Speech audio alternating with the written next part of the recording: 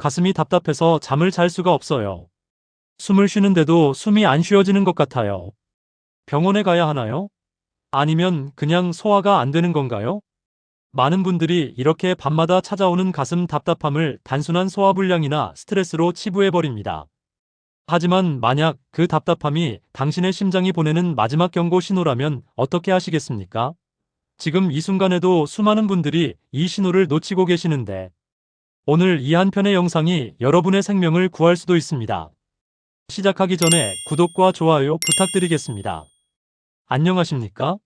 의과대학을 졸업하고 38년간 심장내과에서 근무해온 이정훈 교수입니다. 지금까지 수천 명의 심장질환 환자들을 진료하며 확인한 충격적인 사실들을 오늘 여러분께 모두 공개하겠습니다. 지난주 새벽 2시 응급실로 실려온 66세 한명자 할머니의 이야기부터 시작하겠습니다. 할머니는 평소 건강하게 지내시던 분이었는데 일주일 전부터 가슴이 답답하다고 느끼기 시작했다고 하셨습니다. 처음에는 체한 것 같아서 소화제만 드셨다고 해요. 그런데 며칠이 지나도 증상이 나아지지 않고 오히려 더 심해졌습니다. 특히 밤에 누우면 숨쉬기가 더 힘들어져서 베개를 3개나 베고 주무셔야 했대요. 그날 밤 평소보다 훨씬 심한 답답함과 함께 왼쪽 어깨와 턱까지 통증이 퍼지기 시작했습니다. 식은땀도 흘리기 시작했고요. 더 심각한 건 숨이 점점 가빠지면서 입술이 파래지기 시작했다는 점이었어요. 할머니의 아들이 이상하다 싶어 119를 불러 병원으로 모시고 왔는데 검사 결과는 충격적이었습니다. 급성 심근경색이었거든요. 심장 혈관이 막혀서 심장 근육이 괴사하기 시작한 상태였는데 만약 1시간만 늦었더라도 생명이 위험한 상황이었습니다. 다행히 즉시 응급시술을 시행해서 막힌 혈관을 뚫어드릴 수 있었고 현재는 완전히 회복되어 건강하게 지내고 계십니다. 할머니는 퇴원하시면서 이런 말씀을 하셨어요. 그냥 체한 것뿐이라고 생각했는데 이게 이렇게 무서운 병의 신호였다니 정말 몰랐다고 말이죠. 만약 아들이 빨리 119를 부르지 않았다면 어떻게 되었을지 생각만 해도 아찔하다고 하시더라고요. 여러분도 혹시 이런 경험 있으시지 않나요? 가슴이 답답하고 무언가 누르는 듯한 느낌이 드는데 그냥 소화가 안 돼서 그런가 보다 하고 넘어가신 적 말입니다. 대부분의 분들이 단순히 체했거나 스트레스 때문이라고 생각하고 넘어가시는데 사실 이것은 우리 몸이 보내는 매우 중요한 경고 신호일 수 있습니다. 오늘 이 영상을 끝까지 보시면 가슴 답답함이 언제 위험한 신호인지 정확히 알 수 있고 증상이 있을 때 즉시 확인할 수 있는 자가 진단법도 배워가실 수 있을 겁니다. 지금 바로 좋아요 버튼을 눌러주시고 구독도 함께 해주세요. 여러분의 작은 클릭 하나가 더 많은 분들에게 생명을 구하는 정보를 전달하는데 큰 도움이 됩니다. 그럼 이제 가슴 답답함이 왜 생기는지 그리고 언제 병원에 가야 하는지부터 차근차근 알아보겠습니다. 우선 가슴 답답함의 원인은 생각보다 다양합니다. 가장 흔한 원인 중 하나는 소화불량이에요. 과식을 하거나 기름진 음식을 드셨을 때 위가 부풀어 오르면서 횡격막을 압박하고 이것이 가슴 답답함으로 느껴질 수 있거든요. 실제로 지난달에 71세 김동수 어르신이 손주들과 함께 저녁 식사를 하신 후 가슴이 답답하다며 응급실에 오신 적이 있어요. 평소에는 소식하시던 분이었는데 손주들이 좋아서 많이 드셨거든요. 그날 밤부터 가슴이 답답하고 트림이 계속 나오며 명치 부분이 불편하셨다고 하시더라고요. 검사 결과 심장에는 이상이 없고 급성 위염과 역류성 식도염으로 진단되었어요. 적절한 치료와 함께 식습관 조절로 증상이 좋아지셨습니다. 두 번째는 역류성 식도염입니다. 위산이 식도로 역류하면서 가슴이 타는 듯한 느낌과 함께 답답함을 유발할 수 있어요.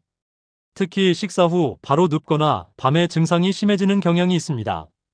69세 박순희 할머니가 이런 경우였어요. 저녁 식사 후 소파에 비스듬히 누워서 텔레비전을 보시는 습관이 있으셨는데 최근 몇 달간 가슴이 쓰리고 답답한 증상이 계속되어서 병원에 오셨거든요. 내시경 검사 결과 식도 하부에 염증이 심하게 있었어요. 위산 분비를 억제하는 약을 복용하시고 식후 2시간은 눕지 않기 취침. 3시간 전에는 음식 섭취하지 않기 같은 생활 습관을 바꾸신 후에는 증상이 많이 좋아지셨어요. 세 번째는 불안장애와 공황장애입니다. 스트레스나 불안감이 심할 때 교감신경이 과도하게 활성화되면서 심장 박동이 빨라지고 가슴이 답답해질 수 있어요. 이런 경우 숨이 차고 손발이 저리며 식은땀이 나는 증상이 함께 나타날 수 있습니다. 64세 최영미 할머니가 이런 증상으로 응급실에 여러 번 오신 적이 있어요. 갑자기 가슴이 답답하고 숨이 막힐 것 같은 느낌이 들면서 죽을 것 같은 공포를 느끼신다고 하셨거든요. 매번 심전도와 혈액 검사를 해도 심장에는 이상이 없었어요. 자세히 상담을 해보니 최근 남편분이 돌아가시고 혼자 지내시면서 극심한 스트레스와 우울감을 겪고 계셨더라고요. 정신건강의학과 치료를 시작하신 후에는 증상이 많이 호전되셨어요. 네 번째는 근골격계 문제입니다. 가슴 근육이나 갈비뼈 사이 신경에 문제가 생기면 가슴 통증과 답답함을 느낄 수 있어요. 특히 특정 자세를 취하거나 기침을 할 때 증상이 심해진다면 이쪽 문제일 가능성이 높습니다. 75세 장철수 어르신이 이런 경우였어요. 며칠 전 무거운 짐을 들다가 가슴 부위를 삐끗하셨는데 그 후로 계속 가슴이 답답하고 아프다고 하셨어요. 숨을 깊게 들이쉬거나 몸을 돌릴 때 특히 통증이 심했고요. 검사 결과 늑간근유염으로 진단되어 진통소염제와 물리치료로 좋아지셨습니다. 다섯 번째는 폐질환입니다. 만성 폐쇄성 폐질환이나 폐렴, 기흉 같은 폐 문제가 있으면 가슴 답답함과 함께 호흡곤란이 올 수 있어요. 특히 흡연자나 장기간 먼지에 노출되신 분들은 주의하셔야 합니다. 73세 오성호 어르신은 40년간 흡연을 하신 분이었는데 최근 몇 주간 가슴이 답답하고 계단만 올라가도 숨이 차서 병원에 오셨어요. 검사 결과 만성 폐쇄성 폐질환이 상당히 진행된 상태였습니다. 금연과 함께 기관지 확장제를 사용하시고 폐 재활 운동을 시작하셨어요. 그런데 문제는 이런 일반적인 원인 외에도 생명을 위협할 수 있는 심각한 질환의 초기 증상일 수도 있다는 점입니다. 지금부터 절대 놓쳐서는 안 되는 위험 신호들을 말씀드리겠습니다. 먼저 가슴 중앙이나 왼쪽 가슴에 쥐어짜는 듯한 통증이 있으면서 왼쪽 팔이나 턱 등으로 퍼져나가는 경우입니다. 이는 심근경색의 전형적인 증상이에요. 특히 통증이 5분 이상 지속되고 휴식을 취해도 나아지지 않는다면 즉시 119를 불러야 합니다. 실제로 작년에 58세 회사원 정민수 씨가 이런 증상으로 응급실에 오신 적이 있어요. 회의 중에 갑자기 가슴이 답답하고 왼쪽 팔이 저리기 시작했는데 처음에는 그냥 피곤해서 그런가 보다 하셨대요. 하지만 통증이 점점 심해지고 식은땀까지 흘리기 시작해서 동료가 119를 불렀거든요. 응급실에 도착했을 때 이미 심전도상 급성 심근경색 소견이 보였어요. 즉시 응급심장 중재 시술을 시행해서 막힌 혈관을 뚫었는데 조금만 늦었더라면 정말 위험한 상황이었습니다. 정민수 씨는 평소 고혈압과 당뇨병이 있었고 스트레스를 많이 받는 직장 생활을 하셨는데 건강검진도 제대로 받지 않으셨다고 해요. 지금은 완전히 회복되셨고 생활 습관을 완전히 바꾸셔서 규칙적인 운동과 저염식 식단을 실천하고 계십니다. 정민수 씨는 퇴원하실 때 이렇게 말씀하셨어요. 그냥 피곤한 줄만 알았는데 죽을 뻔했다고, 앞으로는 몸이 보내는 신호를 절대 무시하지 않겠다고 말이에요. 두 번째 위험 신호는 가슴 답답함과 함께 갑작스러운 호흡곤란이 동반되는 경우입니다. 특히 한쪽 다리가 붓거나 통증이 있었다면 폐색전증을 의심해야 해요. 폐색전증은 다리나 골반의 정맥에서 생긴 혈전이 떨어져 나와 폐동맥을 막는 질환인데 즉시 치료하지 않으면 생명이 위험합니다. 72세 김순자 할머니가 이런 경험을 하셨어요. 무릎 수술을 받으신 후 집에서 회복 중이셨는데 수술한 다리가 계속 붓고 아프셨대요.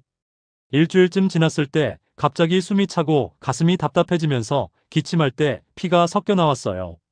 급히 응급실에 오셨는데 검사 결과 폐색전증이었습니다. 수술 후 오랫동안 침대에 누워 계시면서 다리 정맥에 혈전이 생겼고 이것이 폐로 이동한 거였어요. 다행히 즉시 혈전 용해제를 투여하고 항응고제 치료를 시작해서 회복되셨습니다. 지금은 압박 스타킹을 착용하시고 규칙적으로 다리 운동을 하시며 재발 방지에 힘쓰고 계세요. 세 번째 위험 신호는 가슴 답답함과 함께 어지럽고 실신할 것 같은 느낌이 드는 경우입니다. 이는 부정맥이나 심부전의 증상일 수 있어요. 특히 갑자기 심장이 불규칙하게 뛰거나 너무 빠르게 혹은 너무 느리게 뛴다고 느껴진다면 즉시 병원에 가셔야 합니다. 68세 이철호 어르신이 이런 증상으로 응급실에 오셨어요. 산책 중에 갑자기 가슴이 두근거리고 답답해지면서 눈앞이 캄캄해지는 느낌이 들었다고 하시더라고요. 주저앉으려는 순간 지나가던 분이 부축해서 벤치에 앉혔고 119를 불러주셨대요. 응급실에서 심전도를 찍어보니 심방세동이라는 부정맥이 있었고 심박수가 분당 180회까지 올라가 있었어요. 약물로 심박수를 조절하고 혈전 예방을 위한 항응고제를 처방받으셨습니다. 이철호 어르신은 평소 갑상선 기능 항진증이 있으셨는데 제대로 관리하지 않으신 것이 부정맥의 원인이었어요. 네 번째 위험 신호는 밤에 누우면 숨이 차서 베개를 여러 개 베어야 하는 경우입니다. 이는 심부전의 전형적인 증상이에요. 심장이 혈액을 제대로 펌프질하지 못해서 폐에 물이 차면서 호흡곤란이 생기는 거거든요. 74세 박영숙 할머니가 이런 증상으로 병원에 오셨어요. 처음에는 베개 한 개로 편하게 주무셨는데 점점 베개를 높여야 숨쉬기가 편해지셨대요. 나중에는 베개 3개를 베고도 힘들어서 소파에 앉아서 주무시는 지경까지 갔어요. 발목도 붓기 시작했고 조금만 움직여도 숨이 차셨고요. 병원에서 검사해보니 심부전이었습니다. 오랫동안 고혈압을 방치하신 결과 심장 기능이 많이 떨어진 상태였어요. 이뇨제와 심장약을 복용하시고 염분 섭취를 줄이시며 적절한 수분 관리를 하신 후 증상이 많이 호전되셨습니다.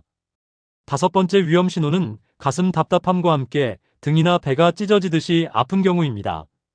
이는 대동맥박리라는 매우 위험한 질환의 증상일 수 있어요. 대동맥의 벽이 찢어지는 질환인데 즉시 치료하지 않으면 사망률이 매우 높습니다. 62세 최민호 씨가 이런 증상으로 응급실에 실려 오신 적이 있어요. 갑자기 가슴과 등에 찢어지는 듯한 극심한 통증이 와서 쓰러지셨다고 해요. 응급 CT 촬영 결과 대동맥 박리로 진단되어 즉시 응급수술을 받으셨습니다. 최민호 씨는 고혈압이 있었는데 약을 불규칙하게 드셨고 혈압이 조절되지 않은 상태가 계속되었던 것이 원인이었어요. 이런 위험 신호들 중 하나라도 있으시면 절대 단순한 소화불량이라고 생각하지 마시고 즉시 119를 부르거나 응급실에 가셔야 해요. 특히 당뇨병이나 고혈압이 있으신 분들, 흡연하시는 분들, 가족 중에 심장질환 환자가 있으신 분들은 더욱 주의하셔야 합니다. 그럼 이제 가슴이 답답할 때 즉시 확인할 수 있는 자가 진단법을 알려드리겠습니다. 이 방법들은 제가 응급실에서 환자들을 진료하면서 개발한 것들이에요. 첫 번째 방법은 증상의 특성을 파악하는 것입니다. 가슴 답답함이 쥐어짜는 듯한 느낌인지, 타는 듯한 느낌인지, 아니면 무언가 눌리는 느낌인지 확인해 보세요. 쥐어짜는 듯한 느낌이라면 심장 문제일 가능성이 높고, 타는 듯한 느낌이라면 소화기 문제일 가능성이 높습니다. 또한 통증이나 답답함이 어디에서 시작해서 어디로 퍼지는지도 중요해요. 가슴 중앙에서 시작해서 왼쪽 팔이나 턱으로 퍼진다면 심장 문제를 의심해야 하고, 명치 부분에서 시작해서 위쪽으로 올라온다면 소화기 문제일 가능성이 높습니다. 두 번째 방법은 증상이 나타나는 시점을 확인하는 것입니다. 식사 후에 증상이 심해진다면 소화기 문제일 가능성이 높고, 운동이나 활동 중에 증상이 나타난다면 심장 문제일 가능성이 높아요. 또한 밤에 누웠을 때 증상이 심해진다면 역류성 식도염이나 심부전을 의심해 볼 수 있습니다. 세 번째 방법은 동반 증상을 확인하는 것입니다. 가슴 답답함과 함께 식은땀, 메스꺼움, 구토가 있다면 심장 문제일 가능성이 높아요. 특히 여성 노인분들은 전형적인 가슴 통증 대신 메스꺼움이나 피로감만 느끼는 경우가 많으니 주의하셔야 합니다. 70세 강미선 할머니가 그런 경우였어요. 가슴이 약간 답답한 정도였는데 계속 메스껍고 구토가 나며 기운이 하나도 없으셨대요. 처음에는 체한 줄 알고 약국에서 소화제만 사드셨는데 이틀이 지나도 나아지지 않아서 병원에 오셨어요. 검사 결과 심근경색이었습니다. 할머니는 전형적인 가슴 통증이 없어서 진단이 늦어질 뻔했어요. 네 번째 방법은 맥박을 확인하는 것입니다. 손목 안쪽의 맥박을 15초간 재어서 살을 곱해 1분간 맥박수를 계산해 보세요. 정상 맥박은 분당 60에서 100회 정도인데 이보다 현저히 빠르거나 느리다면 또는 불규칙하게 뛴다면 부정맥을 의심해 볼 수 있습니다. 다섯 번째 방법은 호흡을 확인하는 것입니다. 편안하게 앉아서 1분간 호흡수를 세어보세요. 정상 호흡수는 분당 12에서 20회 정도인데 이보다 현저히 빠르다면 심장이나 폐에 문제가 있을 가능성이 있습니다. 여섯 번째 방법은 자세를 바꿔보는 것입니다. 누워있을 때 증상이 심하다면 일어나 앉아보세요. 역류성 식도염이라면 증상이 좋아질 거예요. 반대로 앉아있을 때 증상이 심하다면 누워보세요. 협심증이라면 휴식을 취하면 증상이 좋아질 수 있습니다. 일곱 번째 방법은 심호흡을 해보는 것입니다. 깊게 숨을 들이쉬고 내쉬어 보세요. 이때 가슴 통증이 심해진다면 근골격계 문제나 폐렴을 의심해 볼 수 있습니다. 심장 문제라면 심호흡으로 통증이 크게 변하지 않는 경우가 많아요. 여덟 번째 방법은 니트로글리세린 테스트입니다. 만약 평소 협심증으로 니트로글리세린을 처방받으신 분이라면 혀 밑에 약을 넣어보세요. 5분 이내에 증상이 좋아진다면 심장 문제일 가능성이 높습니다. 단, 이 약은 혈압을 떨어뜨릴 수 있으니 반드시 앉아있는 상태에서 사용하셔야 해요. 이런 자가 진단법들을 통해 위험한 상황인지 아닌지 어느 정도 파악할 수 있지만 확실하지 않다면 항상 병원을 방문하시는 것이 안전합니다. 특히 처음 겪는 증상이거나 평소와 다른 양상이라면 반드시 의사의 진찰을 받으셔야 해요. 그럼 이제 가슴 답답함을 예방하고 심장 건강을 지키는 방법들을 알려드리겠습니다. 이 방법들은 제가 38년간 심장내과 의사로 일하면서 확인한 정말 효과적인 방법들입니다. 첫 번째는 규칙적인 운동입니다. 하루 30분씩 빠르게 걷기만 해도 심장 기능이 좋아지고 혈액순환이 개선되어요. 단, 무리하지 마시고 자신의 체력에 맞게 시작하세요. 처음에는 10분 정도만 걷다가 점차 시간을 늘려가시면 됩니다. 특히 운동을 시작하기 전에는 반드시 주치의와 상담하셔야 해요. 심장 질환이 있으신 분들은 무리한 운동이 오히려 위험할 수 있거든요. 77세 송기환 어르신이 이런 실수를 하신 적이 있어요. 건강해지려고 갑자기 등산을 시작하셨는데 가파른 산을 오르다가 가슴이 답답하고 어지러워서 쓰러지셨거든요. 다행히 등산객들이 구조해서 병원에 오셨는데 협심증 진단을 받으셨어요. 어르신은 고혈압과 당뇨병이 있으셨는데 이를 고려하지 않고 무리하게 운동을 하신 거였어요. 지금은 주치의와 상담해서 적절한 강도의 평지 걷기를 매일 하시고 계십니다. 두 번째는 건강한 식습관입니다. 저염식, 저지방식을 실천하시고 채소와 과일을 충분히 드세요. 특히 오메가3가 풍부한 등푸른 생선을 일주일에 2번 이상 드시면 혈관 건강에 도움이 됩니다. 반대로 가공식품, 인스턴트 식품, 짠 음식은 가능한 한 피하셔야 해요. 73세 정순의 할머니가 식습관 개선으로 큰 변화를 경험하셨어요. 할머니는 평소 김치찌개, 된장찌개 같은 국물 음식을 좋아하셨고 반찬도 짜게 드시는 편이셨어요. 혈압이 높아서 약을 먹고 계셨는데 조절이 잘 안 되고 자주 가슴이 답답하셨거든요. 영양사와 상담 후 식습관을 완전히 바꾸셨어요. 국물은 건더기만 드시고 국물은 거의 안 드셨어요. 반찬도 간을 최소화하고 신선한 채소와 과일을 많이 드셨습니다. 3개월 후 혈압이 정상 범위로 떨어졌고 가슴 답답함도 거의 사라졌어요. 체중도 5kg이나 빠지셨고요. 세 번째는 스트레스 관리입니다. 만성적인 스트레스는 혈압을 올리고 심장에 부담을 줍니다. 명상, 요가, 취미 활동 등을 통해 스트레스를 해소하세요. 하루 10분이라도 조용히 앉아서 깊은 호흡을 하는 것만으로도 도움이 됩니다. 69세 김재호 어르신이 명상으로 큰 효과를 보셨어요. 어르신은 은퇴 후 무료함과 외로움으로 우울증과 불안장애를 겪으셨어요. 가슴이 자주 답답하고 잠도 잘 못 주무셨거든요. 복지관에서 명상 프로그램을 소개받아 참여하셨는데 매일 아침 30분씩 명상을 하신 후 마음이 많이 편해지셨대요. 가슴 답답함도 줄어들고 수면의 질도 좋아지셨어요. 네 번째는 금연입니다. 담배는 혈관을 손상시키고 심장 질환의 가장 큰 위험 요인이에요. 흡연자는 비흡연자에 비해 심근경색 위험이 3배나 높습니다. 지금이라도 담배를 끊으시면 1년 후부터 심장질환 위험이 절반으로 줄어듭니다. 65세 박종철 씨가 금연으로 생명을 구하셨어요. 40년간 하루 한 갑씩 피우셨는데 작년에 가벼운 심근경색으로 입원하셨거든요. 의사의 강력한 권유로 금연을 결심하셨는데 처음 한 달은 정말 힘드셨대요. 금단 증상으로 짜증도 많이 나고 집중도 안 되셨고요. 하지만 금연 클리닉의 도움을 받으시고 니코틴 패치도 사용하시면서 견뎌내셨어요. 6개월이 지나자 숨쉬기가 훨씬 편해지고 계단 오르기도 수월해졌대요. 1년 후 검사에서 혈관 상태가 많이 좋아진 것을 확인하셨어요. 박종철 씨는 이제 주변 분들에게도 금연을 적극 권유하신다고 합니다. 다섯 번째는 절주입니다. 과도한 음주는 심장에 직접적인 손상을 주고 부정맥을 유발할 수 있어요. 남성은 하루 2잔, 여성은 하루 1잔 이내로 제한하시는 것이 좋습니다.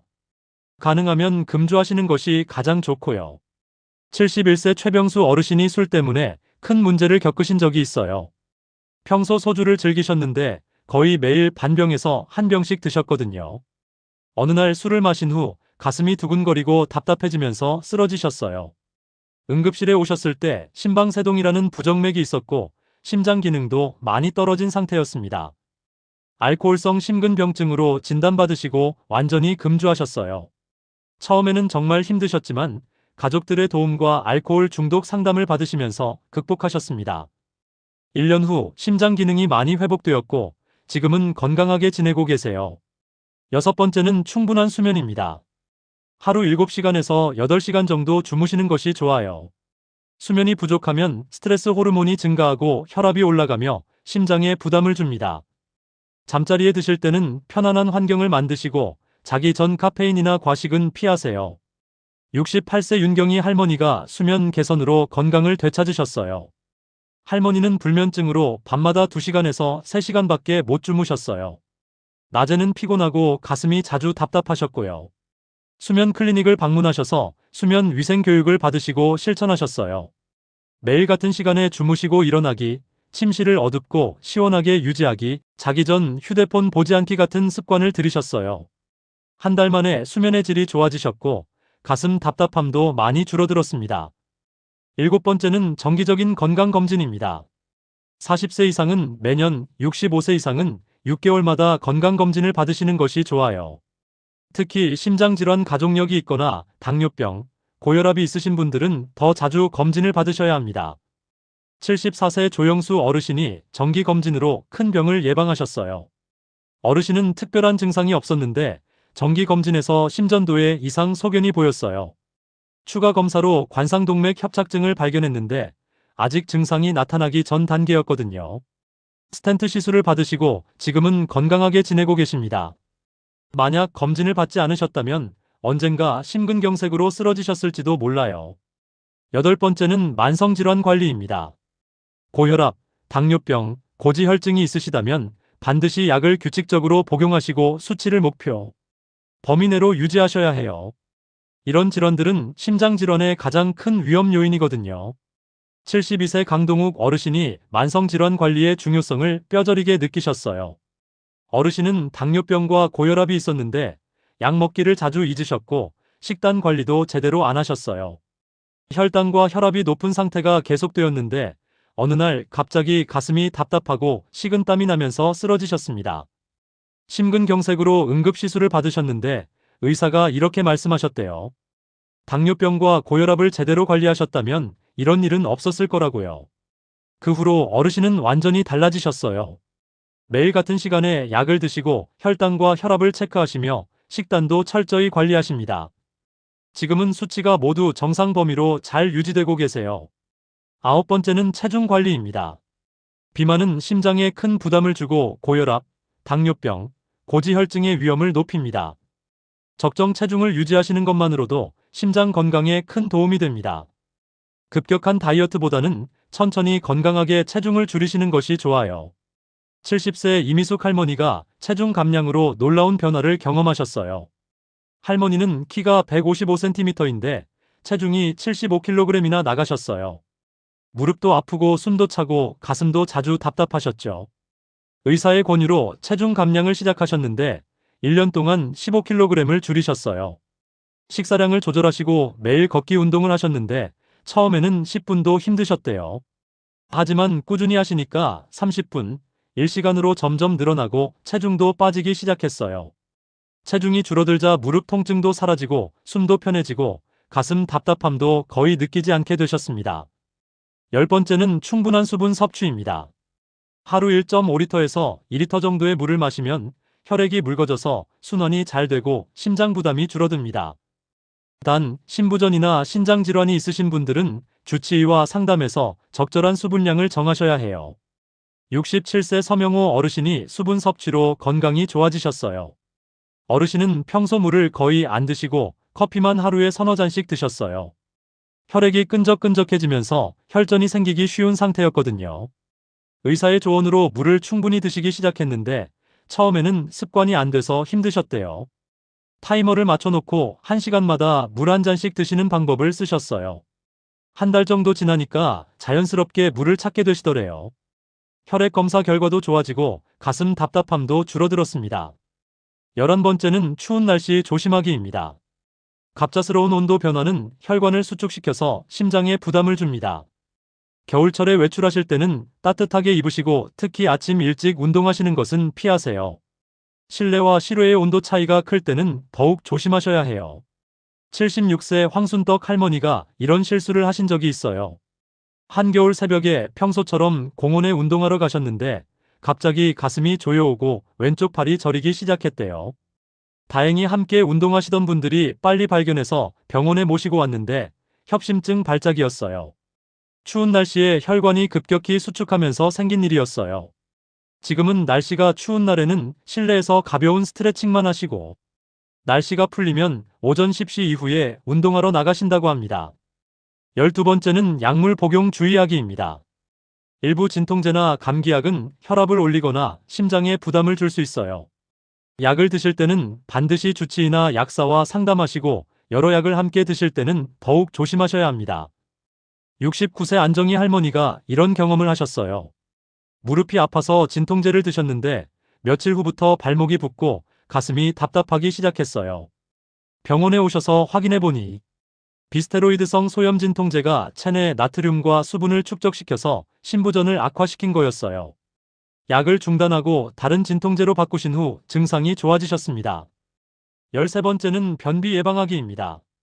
변을 볼 때 과도하게 힘을 주면 혈압이 급격히 올라가고 심장에 부담을 줍니다. 섬유질이 풍부한 음식을 드시고 충분한 수분을 섭취하시며 규칙적인 배변 습관을 들이세요. 74세 임광수 어르신이 변비 때문에 큰일 날 뻔했어요. 어르신은 만성 변비로 고생하셨는데 어느 날 화장실에서 힘을 주시다가 가슴이 찢어지듯이 아프고 식은땀이 나면서 쓰러지셨어요. 가족이 발견해서 응급실에 오셨는데 심근경색이었습니다. 변을 보려고 힘을 주시는 과정에서 혈압이 급상승하면서 생긴 일이었어요. 다행히 응급시술로 생명을 구하셨고 지금은 변비약을 복용하시고 식이섬유를 충분히 드시며 변비를 잘 관리하고 계십니다. 14번째는 독감 예방접종 받기입니다. 독감은 심장질환자에게 매우 위험합니다. 독감에 걸리면 심근경색이나 뇌졸중 위험이 크게 증가해요. 매년 가을에 독감 예방접종을 꼭 받으세요. 폐렴구균 백신도 함께 맞으시면 더 좋습니다.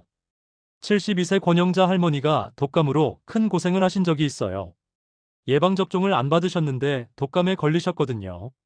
고열과 기침으로 힘들어 하시다가 갑자기 가슴이 답답하고 숨이 차기 시작했어요. 병원에 오셨을 때 독감으로 인한 심근염으로 진단받으셨습니다. 입원 치료를 받으시고 회복되셨는데 그 후로는 매년 빠짐없이 예방접종을 받으신다고 합니다. 15번째는 긍정적인 마음가짐입니다. 연구에 따르면 낙관적이고 긍정적인 성격을 가진 사람들이 심장질환 위험이 낮다고 해요. 우울하거나 불안한 마음은 심장 건강에 나쁜 영향을 줍니다. 가족, 친구들과 좋은 관계를 유지하시고 사회활동에도 참여하세요. 70세 배정숙 할머니가 이런 변화를 경험하셨어요. 남편이 돌아가신 후 혼자 지내시면서 우울증에 빠지셨어요. 집에만 계시고 사람들도 안 만나시고 텔레비전만 보시다 보니 건강도 나빠지셨어요. 가슴도 자주 답답하고 잠도 잘 못 주무셨고요. 딸의 권유로 복지관 프로그램에 참여하기 시작하셨어요. 노래교실, 댄스 교실도 다니시고 봉사활동도 하시면서 새로운 친구들을 만나셨습니다. 삶의 활력을 되찾으시니까 우울증도 좋아지고 가슴 답답함도 사라졌어요. 지금은 매일 바쁘게 활동하시면서 행복하게 지내고 계십니다.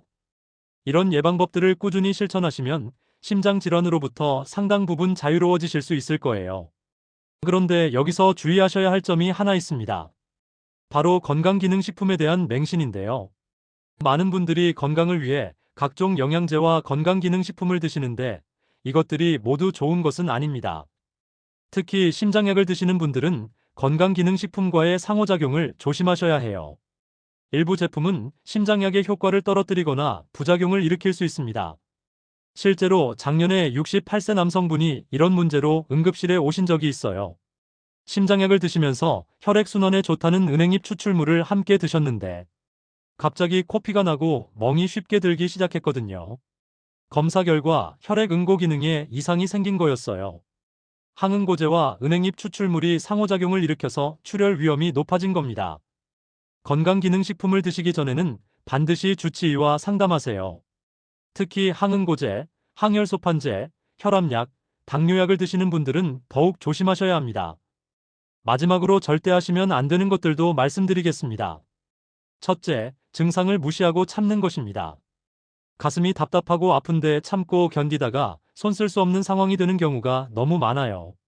특히 노인분들은 병원 가기를 꺼려 하시는데 이것이 가장 위험합니다. 76세 홍길동 어르신이 이런 실수를 하신 적이 있어요.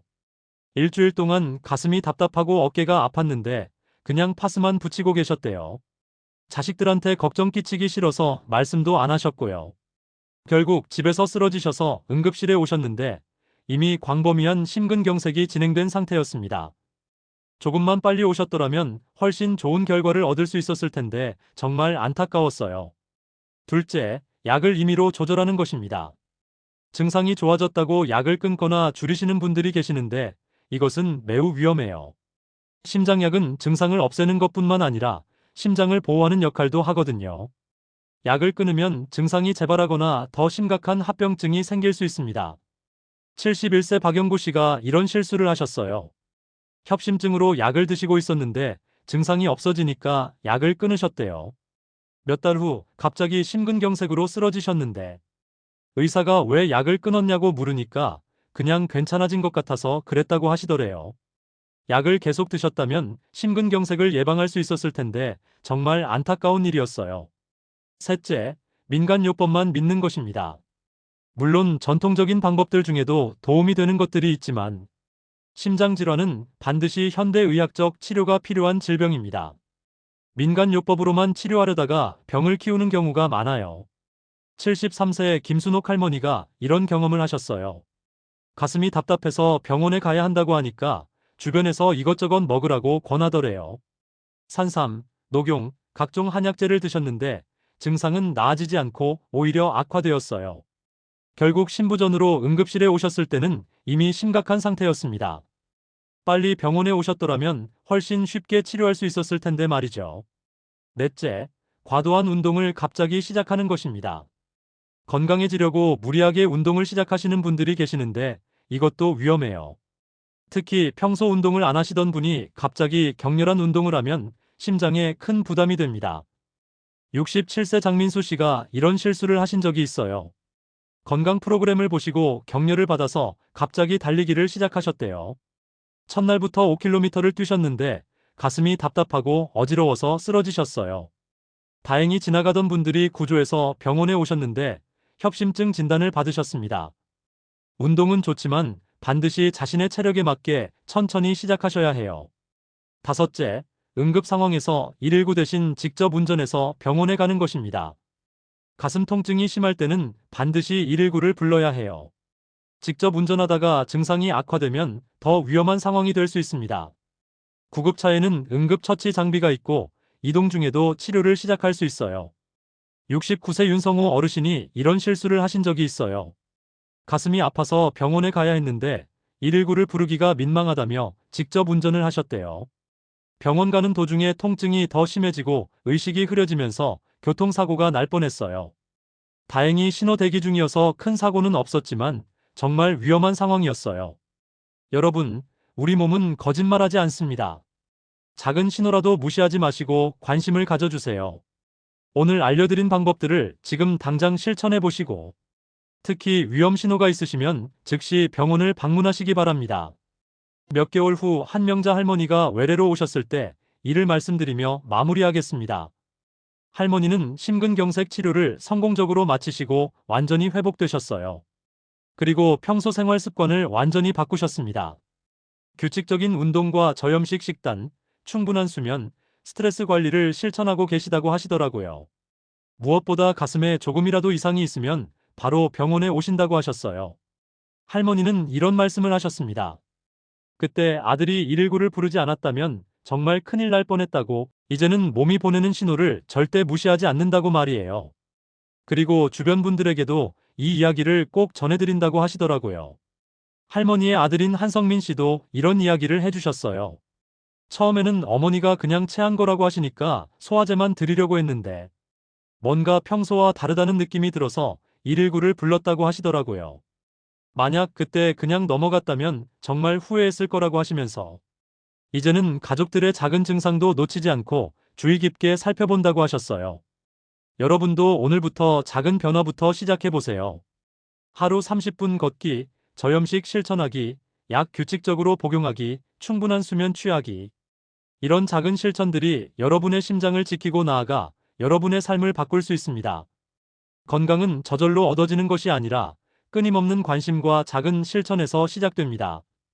특히 심장 건강은 한번 나빠지면 회복하기 어렵기 때문에 예방이 무엇보다 중요합니다. 지금 당장 실천할 수 있는 것부터 하나씩 시작해 보세요. 그리고 무엇보다 중요한 것은 증상이 있을 때 빨리 병원을 방문하는 것입니다. 민망해서, 귀찮아서, 괜찮을 거라는 생각에 병원 가기를 미루다가 돌이킬 수 없는 상황이 되는 경우가 너무 많습니다. 가슴이 답답하고 통증이 있다면 그것이 설령 소화불량이더라도 확인하는 것이 좋습니다. 확인해서 아무것도 아니면 다행이고, 만약 심각한 문제라면 조기에 발견해서 치료할 수 있으니까요. 특히 다음과 같은 분들은 더욱 주의하셔야 합니다. 65세 이상 노인분들, 당뇨병이나 고혈압 환자분들, 흡연자, 비만하신 분들, 가족 중에 심장질환 환자가 있는 분들, 고지혈증이 있는 분들은 심장질환 고위험군입니다. 이런 분들은 정기적인 검진을 받으시고 평소 증상을 더 주의 깊게 관찰하셔야 해요. 또한 여성분들은 남성과 다른 증상을 보일 수 있다는 점도 기억하세요. 남성들은 전형적인 가슴 통증을 느끼는 경우가 많지만 여성들은 메스꺼움, 구토, 피로감, 호흡곤란 같은 비전형적인 증상만 나타나는 경우가 많습니다. 그래서 진단이 늦어지는 경우가 많아요. 72세 최영숙 할머니가 그런 경우였어요. 가슴 통증은 거의 없었는데 계속 메스껍고 구토가 나며 극심한 피로감을 느끼셨어요. 며칠 동안 소화불량으로 생각하고 소화제만 드셨는데 나아지지 않아서 병원에 오셨거든요. 검사 결과 심근경색이었습니다. 할머니는 전형적인 통증이 없어서 심장 문제라고는 전혀 생각하지 못하셨대요. 이처럼 증상이 애매할 때도 있으니까 평소와 다른 불편함이 계속된다면 반드시 병원을 방문하세요. 의사가 판단할 문제이지 스스로 괜찮다고 넘어가시면 안 됩니다. 또 하나 강조하고 싶은 것은 응급 상황에서의 대처법입니다. 만약 주변에 누군가 가슴 통증을 호소하며 쓰러진다면 어떻게 해야 할까요? 첫째, 즉시 119에 신고하세요. 둘째, 환자를 편안한 자세로 눕히되 머리를 약간 높게 해주세요. 셋째, 옷을 느슨하게 풀어주세요. 넷째, 환자가 의식이 있다면 니트로글리세린을 복용하고 있는지 확인하고 있다면 복용하게 도와주세요. 만약 환자가 의식을 잃고 호흡이 없다면 즉시 심폐소생술을 시작해야 합니다. 가슴 중앙에 깍지를 낀 손을 올리고 팔을 쭉 펴서 체중을 실어 분당 100회에서 120회 속도로 강하고 빠르게 압박하세요. 깊이는 최소 5cm 이상이어야 해요.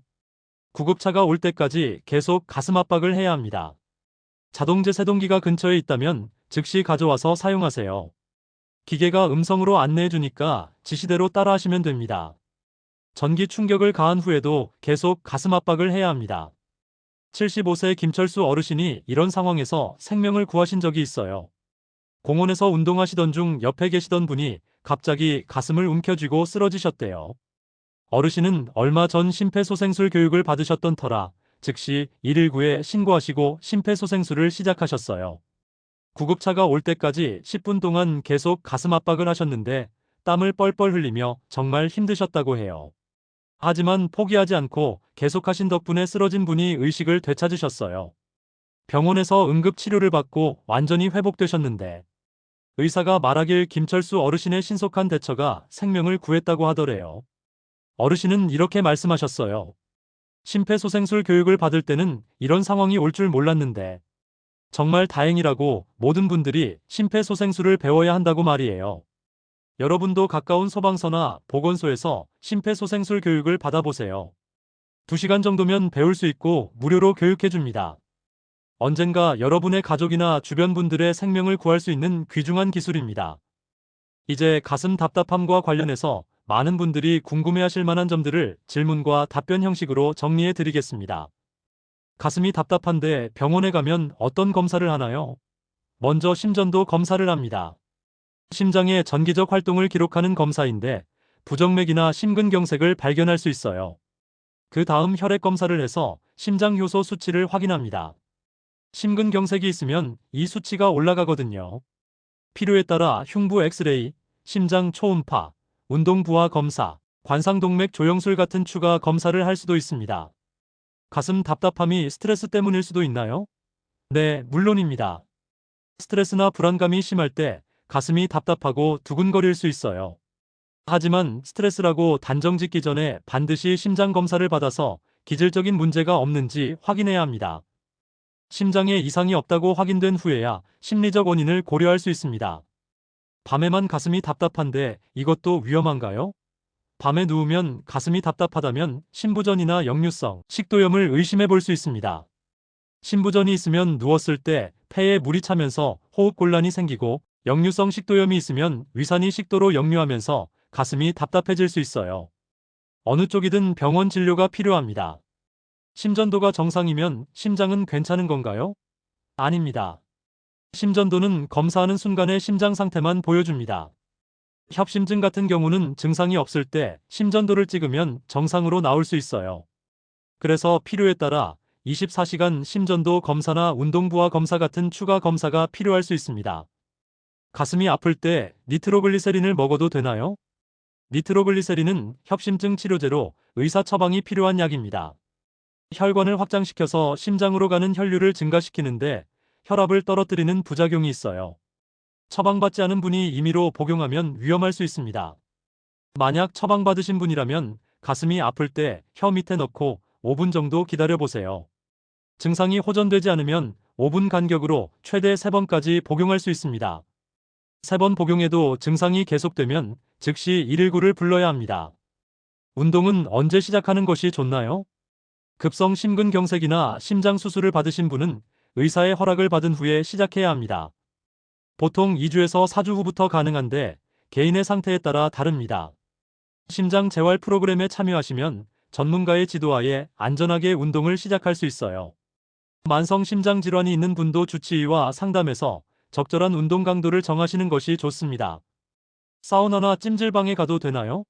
심장 질환이 있으면 사우나나 찜질방은 피하시는 것이 좋습니다. 고온에 노출되면 혈관이 확장되고 심장 박동이 빨라지면서 심장에 부담을 줄 수 있어요. 특히 혈압약을 드시는 분은 혈압이 급격히 떨어질 수 있어서 위험합니다. 꼭 가시려면 온도가 낮은 곳에서 짧은 시간만 계시고 수분을 충분히 섭취하세요. 비행기를 타도 괜찮나요? 안정적인 상태라면 비행기를 타도 괜찮습니다. 하지만 최근에 심근경색이나 심장 수술을 받으셨다면 최소 2주에서 4주는 기다리는 것이 좋아요. 비행 중에는 좌석에 오래 앉아있지 마시고 1시간에 한 번씩 일어나서 걷거나 발목 운동을 하세요. 혈전 예방을 위해 압박 스타킹을 착용하시는 것도 좋습니다. 약은 기내 반입 가능한 곳에 넣고 처방전을 함께 지참하세요. 감기에 걸렸을 때 감기약을 먹어도 되나요? 일부 감기약에는 혈압을 올리는 성분이 들어있어서 심장질환자는 주의해야 합니다. 약국에서 감기약을 사실 때 반드시 심장질환이 있다고 말씀하시고 안전한 약을 추천받으세요. 병원에 가실 때도 복용 중인 심장약을 의사에게 알려주셔야 합니다. 커피를 마셔도 되나요? 하루 한 잔에서 2잔 정도는 괜찮습니다. 하지만 부정맥이 있는 분은 카페인이 증상을 악화시킬 수 있어서 주의해야 해요. 커피를 마신 후 가슴이 두근거리거나 답답하다면 줄이시는 것이 좋습니다.